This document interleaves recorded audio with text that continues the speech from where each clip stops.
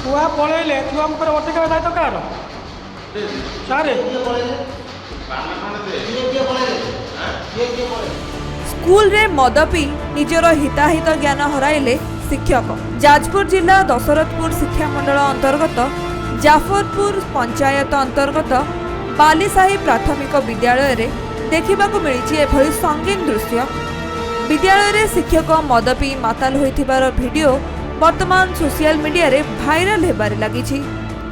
बालीसाही प्राथमिक विद्यालय शिक्षक प्रदीप कुमार दासों विरुद्ध रे आसीछि एभली सांघातिक अभियोग। तेबे स्थानीय लोक माताल शिक्षकों को उठाइबाकू चेष्टा करथिले, हेले शिक्षक जनक मद निशारे एभली निजर हिताहित ज्ञान को भूली जाइथिले जे से ठीक भावे उठी पारु नथिले।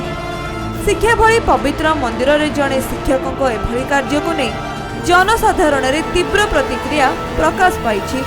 तेबे ए नै शिक्षा विभाग अवगत हेबा परे जिला शिक्षा अधिकारी निवेदिता पाणी को निर्देश क्रमे ब्लॉक शिक्षा विभाग शिक्षकों को निलंबन कर जाइछि। आमे बीओ दशरथपुर को इंस्ट्रक्शन इश्यू करिथिलु ता ऊपर तांकर मिसकंडक्ट पाई से तांको सस्पेंशन करिसथि। तांको ऊपर आउरी डिटेल्स एनक्वायरी परवर्ती समय करा जिवो एवं उपयुक्त कार्यानुष्ठान ग्रहण करा जिवो।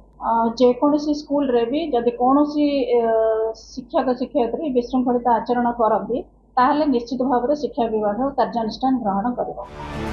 जाजपुर कृष्णचंद्र नायकों रिपोर्ट खबर ओडिशा।